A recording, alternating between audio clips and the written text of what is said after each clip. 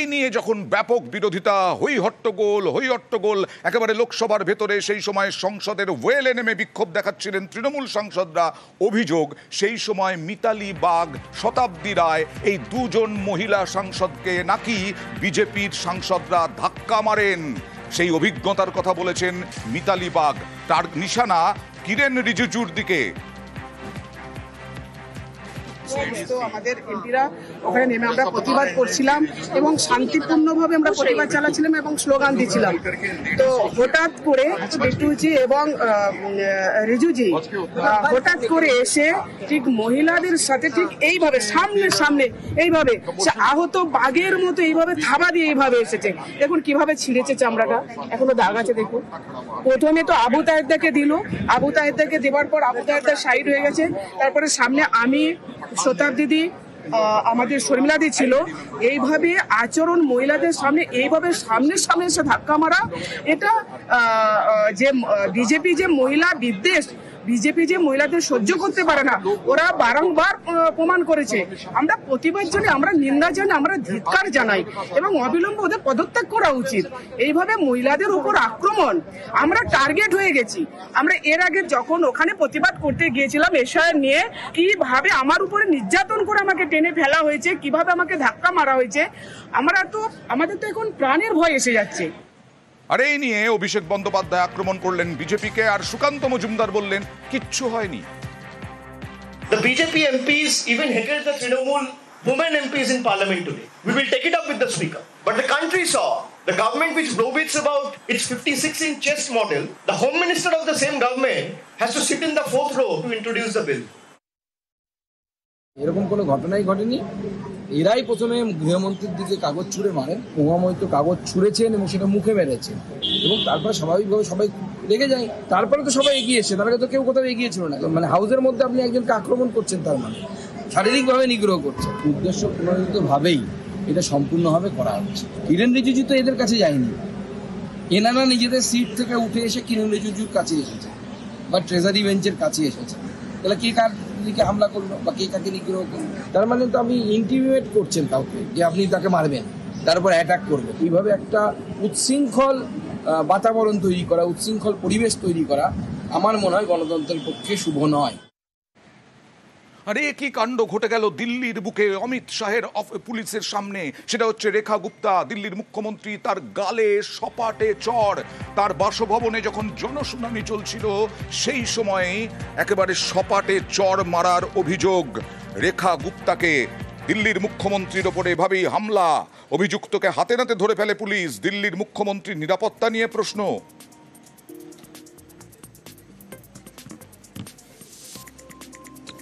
আর এই নিয়ে রেখা গুপ্তা এক্স হ্যান্ডেলে পোস্ট করলেন। এক্স হ্যান্ডেলে পোস্ট করে তিনি আজ জনশুনানির সময় হামলা শুধু আমার উপর নয়, দিল্লিবাসীর সেবা ও কল্যাণে আমাদের সংকল্পের ওপর কাপুরুষোচিত এক হামলার চেষ্টা বলে তিনি আক্রমণ করলেন। আর এই নিয়েও রাজনৈতিক তরজা তুঙ্গে। अभी जो पता लगा है कि वो व्यक्ति पीछे 24 घंटे से रेकी कर रहा था कि वो कैसे मुख्यमंत्री से मिले। वो उनके घर में शालीमार बाग तक पूरा वहाँ पे उसने रेकी किया कल, और वो आसपास ही कहीं पर इसी सिविल लाइंस के क्षेत्र में रात उसने गुजारी थी। और आज सुबह जब वो आया तो उसके हाथ में कोई कागज पत्र नहीं था, कोई ऐसा मुद्दा नहीं था, और उसने सीधा ही मिलते ही और हमला कर दिया। उसके बाद में मुख्यमंत्री जी को उसने कुछ समय तक नहीं छोड़ा, उनके बाल पकड़ लिए थे। पुलिस ने और आसपास के लोगों ने काफी उसको छुड़वाने की कोशिश करी। 40 साल की उसकी उम्र बताई जा रही है। किसी तरीके से मुख्यमंत्री जी को छुड़ाया गया। चोट उनके हाथ में आई है, उनके शोल्डर में आई है और उनके सर में आई है। বিজেপির তো চড়থাপ্পড় খাওয়ার সময় হয়েছে, এটা তো ওরা বলতে পারছে। আজকে স্লোগান কি? চোর চোর ভোট চোর। বিজেপি যে গোটাটাই যে চুরি জোচ্চুরির মধ্যে দিয়ে হয়েছে এসেছে, এটা তো বোঝা যাচ্ছে। গুজরাটের লোকই বিজেপির চিফ মিনিস্টারকে স্ল্যাপ। যদিও আমি এই কাজকে সমর্থন করি না, কিন্তু মনে করি যে বিজেপির যা দুরবস্থা হয়েছে তাতে এভাবে সব জায়গাতেই চড়থাপ্পড় খেতে হবে। কল্যাণ বন্দ্যোপাধ্যায় অত্যন্ত স্বচ্ছতার সঙ্গে, সততার সঙ্গে তিনি তার দলের রুচি, সংস্কৃতি এবং অবস্থানটাই মানুষের সামনে তুলে ধরেছেন। এ ধরনের ঘটনা কাঙ্ক্ষিত নয়, এ ধরনের ঘটনায় প্রত্যেকেই নিন্দা করবেন। রাজনৈতিক ব্যক্তিত্বরা তো সবসময় নিরাপত্তার ঘেরাটোপে থাকতে পারে না। তো স্বাভাবিকভাবে একজন নির্বাচিত জনপ্রতিনিধি সে মানুষের কাছে যাবে। আমার মনে হয় কোনো অসুস্থ মস্তিষ্কের মানুষেরই।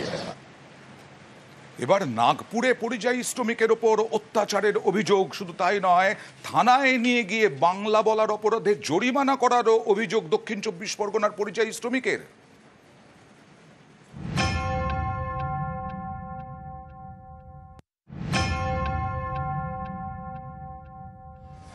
মহারাষ্ট্রের নাগপুর, মাস তিনেক হলো সেখানে দর্জির কাজ করেন জাহির হোসেন ফকির। ডায়মন্ড হারবারের বিষ্ণুপুরের বাসিন্দা।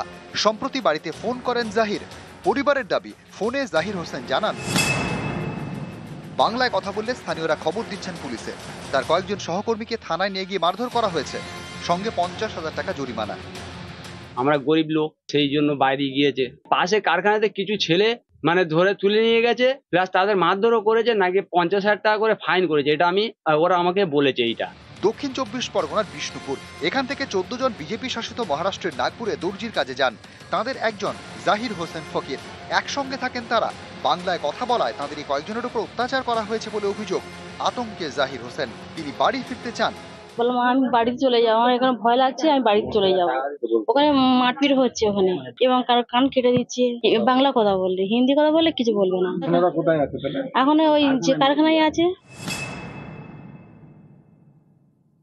ওদের আধার কার্ড গুলো, ওদের সেট সব নিয়ে নিয়েছে। ওখানে ওই রকম বাংলা ভাষীর ওপরে একটু ঝামেলা হচ্ছে, ধরছে, থানায় তুলে নিয়ে যাচ্ছে। তো আমি ওর সঙ্গে ফোন করলাম, তো আমাকে ডিটেলসটা বললো যে কাকা আমাদের একটু ভয় ভয় করছে, এবং আমরা মানে রুমের ভিতরে আছি, খাওয়া দাওয়া রুমের ভিতরে করছি, আমরা বাইরে বার হতে পারছি না।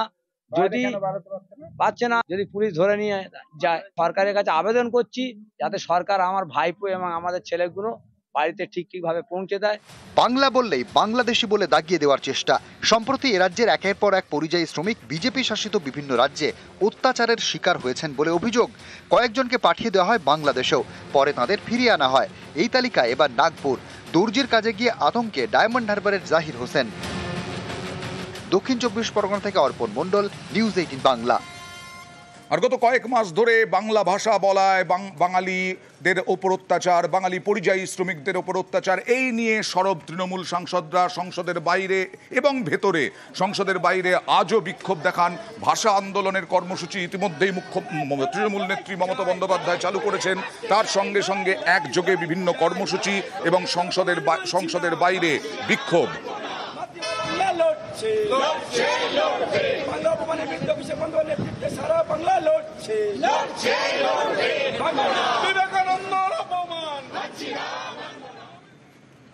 এবার একটু অন্যরকম খবর দেখাই। দীঘার আকাশে রহস্যময় আলো, আর তা ঘিরে যথেষ্ট উত্তেজনা তৈরি হয়েছে সাধারণ মানুষের মধ্যে। তারা যথেষ্ট উৎসাহ রয়েছে এই আলো দেখার। পর্যটকরা ভিড় জমিয়েছেন এই রহস্যময় আলো দেখতে। কথা বলবো প্রতিনিধি পঙ্কজের সঙ্গে। পঙ্কজ, কি হলো আজকে, এবং কারোর সাথে ওখানকার কারোর সাথে মানে শিক্ষাবিদ কারোর সাথে কথা হলো, এটা কিসের আলো হতে পারে?